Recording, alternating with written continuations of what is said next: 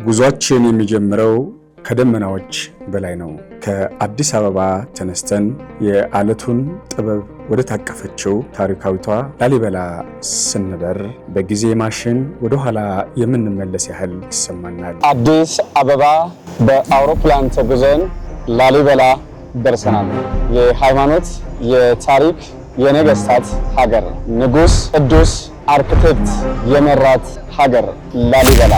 ነገር ግን የዛሬው ፍለጋችን እዚህ ብቻ አያበቃም። ከላሊበላ ተነስተን ወደ ጋሸና የምናደርገው የየብስ ጉዞ በታሪክና በተፈጥሮ ውበት የተሞላ ነው። የጎንደር የላሊበላና የዋግ መንገዶች መገናኛ ወደ ሆነችው ጋሸና ስንቃረብ አየሩ ሌላ ምስጢር ያንሸራሽራል። ከላሊበላ ግራኛምባ፣ ከግራኛምባ ዳቦ ከተማ፣ ከዳቦ ከተማ ጣጆ፣ ከጣጆ ጋሸና።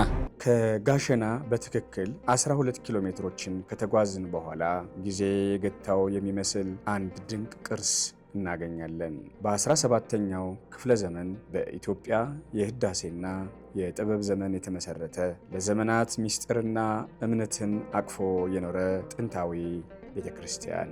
ይህ የታሪክ አሻራ የትውልድ ጥበብና የጽናት መገለጫ ነው። ከትውልድ ወደ ትውልድ ሳይበረዝ የተሻገረው ይህ ምስጢራዊ ገዳም ታሪኩ ምንድን ነው? እነማንስ አነጹት? አሁን ያለነው ከጋሸና 12 ኪሎ ሜትር ርቀት ላይ የምትገኘው የዋድላ ዋና ከተማ ለምለሚቱ የፍቅር ሀገር እንግዳ ተቀባይ ህዝብ ያለባት ድንቅ ምድር ኮን ነው። እዚህ ኮን ደግሞ ስንደርስ እንደዚህ እንደምታዩት የኮን ህዝብ የኮን ምዕመናን በዚህ መጠን ግልብጥ ብለው ወጥተው ተቀብለውናል። ለኛ ጭንጋፎች፣ ለኛ ወራዶች፣ ለኛ ትቢያዎች ክብር የማይገባን ሆነን ሳለን እናንተ ግን አክብራችሁ ስለተቀበላችሁን እናመሰግናለን። ይመሻል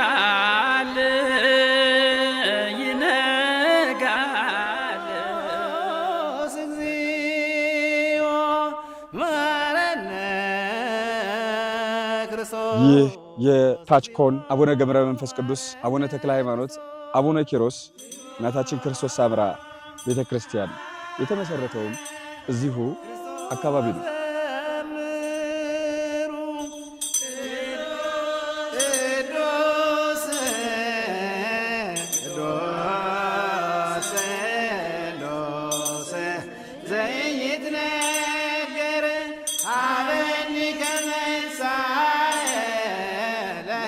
እልፍ ታሪክ፣ እልፍ ክብር፣ እልፍ ፍቅር ያለበት ስፍራ ዋድላ የሊቃውንቱ፣ የካህናቱ፣ የጳጳሳቱ፣ የጀግኖቹ ሀገር ጋሸና። ወደ ጸበሉ እየሄዱ ነው።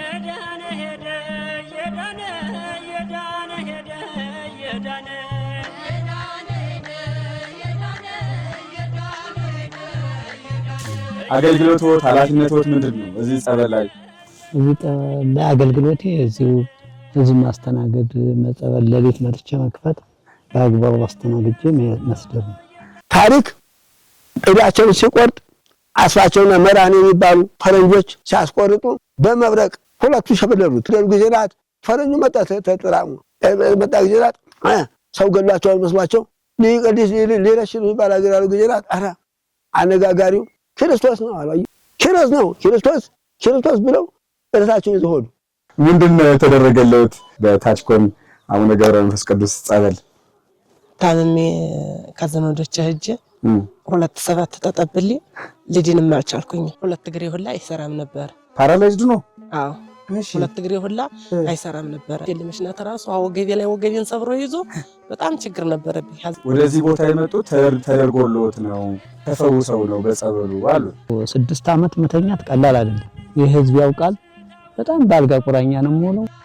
አዲስ አበባም የቻልኩትን ያህል ንብረቴን ጨርሼ ፓስተር ሁሉ ይቻላል። አዲስ አበባ ፓስተር፣ ጥቁር አንበሳ ፓስተር ሁሉ ተልኬ ምንም መፍትሄ አጥቼ እዚህ መጣሁ። ተስፋ መመቁረጥ እዚህ ገዳሙ ተጠጋሁ። እዚህ አቡነ ገብረ መንፈስ ቅዱስ ተጠግቼ ተክለ ሃይማኖት ተዛ መቃብር ቤት ተዛ ቁጭ ብዬ ስል ዲያቆን ወርቁ መርጮ የሚባል ዲያቆን በነበረበት ሰዓት ቤተልሔም ከፍቶ ሲገባ ሚዳቆ አግኝቶ ሚዳቋን ሲገላት መቁጠሪያ አዝላ ተገኝታለች። እንዲሁም ሞተት ወታታል እያሉ አባቶች ያስቀምጡልናል ታሪኩን። መብረቅ ከመብረቅ ጋር የተገናኘ አዲስ ነገር ሰምተን ነበር።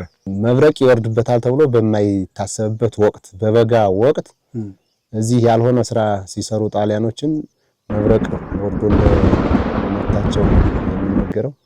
ያ መብረቅ ወርዶ ሲመታቸውም ነው እነሱ ከዚህ ቦታ ለቀው ሄዱ። ስሜ አሰፋ ከበደ ይባላለሁ። የግንባታው ሰብሳቢ ኮሚቴ አባል ነኝ። የምታዩት ህንፃ የተጀመረው ታህሳስ 4 2010 ዓ.ም ላይ ተጀመረ። ግንባታውን አሁን ባለበት ደረጃ ላይ ታውታላችሁ ማለት ነው። ስለዚህ 8 ዓመት ከ6 ወር ፈይቷል ማለት ነው። ምንድን ነበር ህመሞት? ምንድን ነበር በሽታው? ታዲያ በቃ ባፌ ደም ይመጣል ምን ይላል ያው ቡቦ ተለግቶ ነው ማንም ያውቃል። ሞተ ሄደ እየተባልኩ ማንም ሰው ያውቃል። ከዛ ዶ ያላቀውኝ አሁን ዛሬ ተመስገን ብዬ እዚህ እያገለግል ከዛ 2/7 ተሰጠመቅ ምንም መፍትሄ አላገኘሁኝ። መፍትሄ መድኃኒት አባቴም እናቴ እኔ ልጅ የለኝም ዘመዶችም ቢኖሩኝ መድኃኒት እሱ ነው። ስለ ተክልዬ ያለውትን ፍቅር እስቲ ይግለጹልኝ። በጣም ነው የምወደው ከአባቴም ከእናቴም በላይ አቡነ ተክለ ሃይማኖት። አዎ ማንም ዘመድ የለኝም እኔ ማርያም እኔ እውነቴን ነው የምነግርህ። ማንም ዘመድ የለኝም እሱን አምኜ ነው የምመጣው። የማይበላይ ቢሆን ከይሁ ብቀመጥ ደስ ይለኛል። ክብሩን ለመሰክር ተፈታ ምላሴ ከደጁ ድርሼ በመቅመሴ 87 ዓመተ ምህረት የኛው ቤተክርስቲያን ሊሰራ ሲል አንዱ አፍራሽ ነኝ። በዛ ጊዜ ውስጡ ስለተበላሸብኝ በቃ ነዶ ነበር። ደሞ ዛሬ ሃይ አደረሰኝ። አሁን ያን ሰራን። ከሰራን በኋላ ደሞ ዛሬ ይሄኛው ነቃብን። አሁን ደሞ እንዴት ይሁን እየተባለ ስንል በቃ ህብረተሰቡ ጠቅላላ እንሰራ በቃ ያው ኦርቶዶክስ በመሆኑ ህብረተሰቡ ጠቅላላ ለቤተክርስቲያን ሲሉት በቃ የዋርላ ህዝብ የታወቀ ነው። በማንኛውም ጠቅላላ ለቤተክርስቲያን ለነፍሱ የታወቀ ነው። በቃ ይወርቃል ይነሳል። ግን አሁን የዘመኑ ጉዳይ በቃ ከ8 ዓመት ከ6 ወር ሲቀመጥ በቃ ውስጤ ይነካኛል። እኔ በጣም አሁንም ዛሬ አሰሪ ህንጻ ኮሚቴ ነኝ። በፊትም የጎጥ አዛዥ ነኝ። ጠቅላላ በቡድን ይሰራ ነበር። ዛሬ እንደ መንደሩ አሁን ጠቅላላ ሳይበሉ የሚያድሩ አሉ። ጭራሽ ጧትን የጀ ሰዎችን ባካችሁ የውጭጩ 400 ብር 200 ብር ክፈሉ ስላብላቸው እንኳን እንደ ሀምን እናገኘው ሲሉ በቃ እኔ ውስጤ ነው የሚነካው። በአጠቃላይ ዙሪያውን በፋይበር ግላስ መስታየት መሰራት አለበት ብሎ ታስቧል። ይሄ በሚሰራበት ሰዓት 6 ሚሊዮን ይፈጃል ነው። የኮርኒስ ስራዎች 5 ሚሊዮን ያስፈልገዋል ተብሏል። ጂምሰም ስራ 2 ሚሊዮን፣ የቀለም ስራ 1 ሚሊዮን፣ መብራት በተመለከተ 2 ሚሊዮን፣ በአጠቃላይ እነዚህ ሲደመሩ 14 ሚሊዮን ብር ያስፈልጋቸዋል ማለት ነው። አመንዝራ ሆና ብታስቸግረው እንደዋድላ ቅኔ መፍታት አቃተው። ሰውየቱ አመንዝራ ናት። የሰውዬ የሚያመለክተው እንግዲህ ወይም ሀብታም ነው እንደገና አትሌቱም ጋራ ስናየው ወይም ደግሞ ቄስ ነው ማለት ነው። ሴቷ እንደፈታ ክህነቱ ይፈርሳል። ወይም ደግሞ የሀብት ያለው ደግሞ ብዙ ሀብት ያለው ደግሞ ሴቷን ቢፈታ ንብረቱ ሁሉ ይዋዥቃል። ይሄን ሰውየቱ ዝም ብሎ እያወቀ እንዳላወቀ ችሏት እንደሚኖረው ሁሉ የምንለው መፍታት የሚያገናኛቸው ሀቅነው ጋራ መፍታት የሚለው ነው። ሴትየቱ እንዳይፈታት ነገሮች ሁሉ ሊበላሹ ነው። ያው ትኖራለች ዝም ችሏት ይኖራል ማለት ነው። እና የሁለታቸው ህብረ አገናኝነት መፍታት የሚለው አንድ ዲያቆን ነበረ። ስለዚህ ባለማወቅ ወዳው ምስጢር እንዳየ በስንተኛው ቀን ነው መጥቶ ሊቀድስ ሲል ቅዳሴ የሚቀደሰው ከሰዓት ነው። አሁን ሳይሆን ድሮ በሰዓት ነበር የሚቀደሰው። ስለዚህ ያ ዲያቆን ጧት ቁርስ አድርጓል። በኋላ ለሰዓት ለቅዳሴ ሲመጣ አንድ ነጭ እባብና ጥቁር እባቦች ነበሩ ከዛፉ ላይ የሚቀመጡ። ከዛም በኋላ ያ ዲያቆን ለቅዳሴ ሲመጣ ያ እባብ ወርዶ አገደውና ከዛም በኋላ እሄዳለሁ አትሄድም ከዛን እየገረፈ ወደዛው ተመልሶ ሲሸሽ። እሺ አባታችን። አቤት። አሁን እንግዲህ የቤተክርስቲያኑ ግቢ ውስጥ ተገኝተናል። ስለ ንቧ እና ስለ ማሩ ብዙ ነገር እየነገሩ ነበር። ምንድነው? የቷ ናት ንቧ? ያቻት ያው እንግዲህ ማሯ ብዙ ጊዜ አይቆርጥም፣ ራሳቸው ናቸው የሚመገቡት። አንድም እባቦች አሉ ይመገቡታል። ያው እንትን ይያሉ ከዚህ ውስጥ እንደሚነግሩን ሆኖ ዛሬ እንኳን እባቦች የሉም። በፊት ግን የሚመገቡት ንቦቹ ከመመገባቸው ወይም እንትን ከማላቸው በፊት ያው እባቦች እንዳሉ ነው። እባቦች ይበጡት እንደነገረ ይነግሩናል። ከዚያ ውጭ ጽዱ እንደበቀለ አብረው ነው። ከታች እስከ ላይ ጽዱ ክፍት ነው። ልክ እንደ ቀፎ አድርጋ ነው የምትጠቀምበት ንቧ። ከዛ በተለያየ መልኩ ያው እንደ ዘበኛ ሆና ነው የምታገለግለው ንቧ። እናጥፋት እንኳን ቢሉ አትጠፋም። በመርዝም በተለያየ ነገር ያደርጉት መልሶ ይገባል። ህንጻ ቤተክርስቲያኑ ከ1800 ካሬ በላይ ነው ያረፈውና ይህን ህንጻ ቤተክርስቲያን በአካባቢው ሰው አቅም ተገንብቶ የማያልቅ ስለሆነ የእኛን እገዛ ስለሚፈልጉ ይህንን ህንፃ ቤተክርስቲያን የአቡነ ገብረ መንፈስ ቅዱስን፣ የአቡነ ተክለ ሃይማኖትን፣ የአቡነ ኪሮስ የእናታችን የቅድስት ክርስቶስ ሰምራ ህንፃ ቤተክርስቲያን የተጀመረው ህንፃ ቤተክርስቲያን ኦርቶዶክሳውያን የሆናችሁ አባቶች፣ እናቶች፣ ወንድሞች፣ እህቶች በሀገር ውስጥ ያላችሁ በውጭ ሀገርም ያላችሁ ይህ የተጀመረው ህንፃ ቤተክርስቲያን ለፍጻሜ እንድናደርስ በማለት ነው መማጸናችሁ። ሊቀመንበር ወይም ደግሞ ሰብሳቢ ነኝ። በዚህ ኃላፊነት ሲሰጠኝ አሁንም ይሄ ነገር እንደዛ እንደምንገቡ ወደ ኋላ ሊልብን ነው ብዬ በጣም አዝን ነበር፣ ተክስ ነበር። በእውነት ተስፋ ቆርጬ ነበር። በጣም ሌትም ቀንም ይሰማኝ ነበር።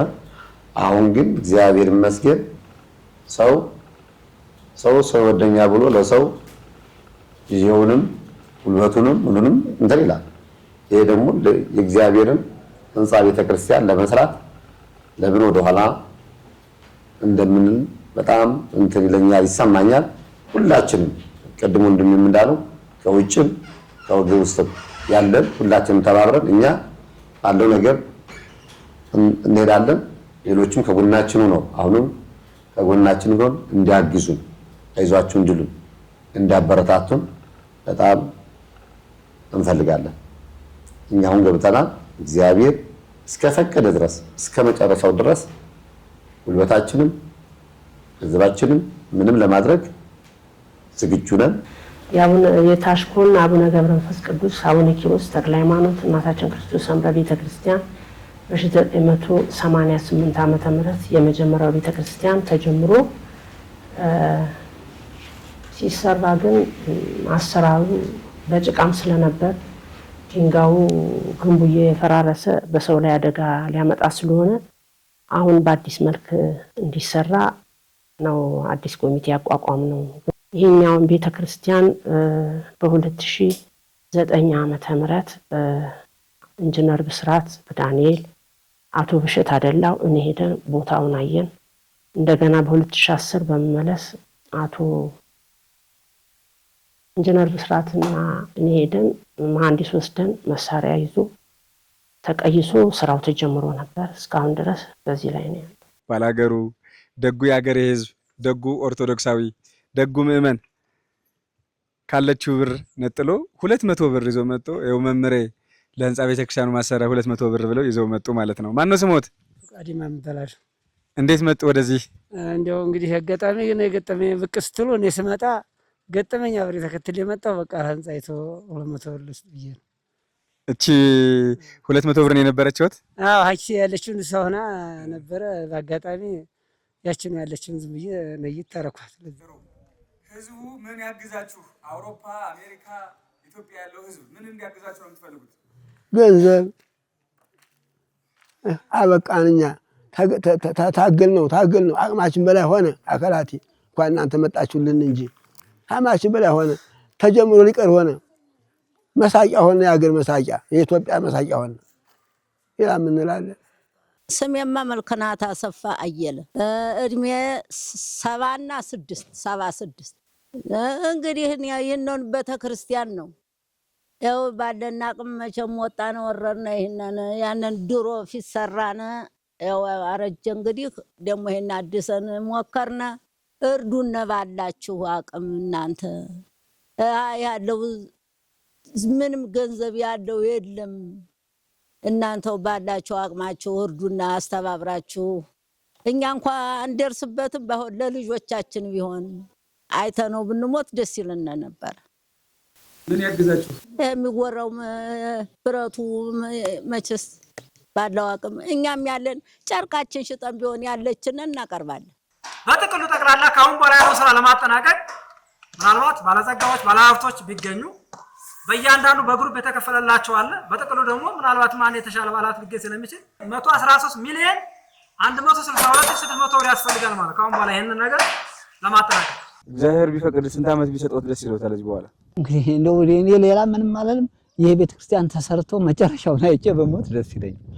የታችኮን መካነ ሕይወት አቡነ ገብረ መንፈስ ቅዱስ ኪሮስ ቤተክርስቲያን ካህናት፣ ሊቃውንተ ቤተክርስቲያን፣ ምእመናን፣ የሰበካ ጉባኤ አባላት፣ የህንፃ ስሪ ኮሚቴዎች ከዚህ በላይ አንችልም የሚል መልእክት ይዘው መጥተዋል። በዚህ የኑሮ ውድነት፣ በዚህ ጦርነት እየፈተናቸው እንደ ድርና ማግ ተሰናስለው በርካታ ሚሊዮን ብሮችን አውጥተው እዚህ ደርሰዋል። ለነሱ ይህ ቤተክርስቲያን ቅንጦት አይደለም። ምክንያቱም የመጀመሪያው ቤተክርስቲያን ሊፈርስ አንድ ሐሙስ ነው የቀረው። ደጋግፈው አቁሞታል። ልጆቻቸውን ክርስትና የሚያስተምሩበት፣ ሊቃውንቱ ስብሐተ እግዚአብሔር የሚያቀርቡበት፣ ብዙ ቅዱሳን የተቀበሩበት ስፍራ ነው።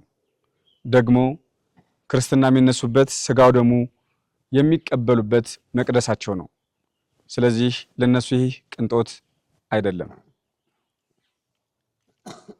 ለዚህም እኛን ድረሱልን፣ ቅረጹልን፣ ዶክመንታሪ ስሩልንና ለትውልድ አስተላልፉልን ብለው ከአዲስ አበባ ጠርተውን እዚህ ተገናኝተናል። እኛም የነሱን መልእክት ለናንተ አድርሰናል። እርስ በርሳችን ፍቅር ሲኖረን እርስ በርሳችን ፍቅር ሲኖረን ሰው ሁሉ ያውቃል የእርሱ እንደሆነ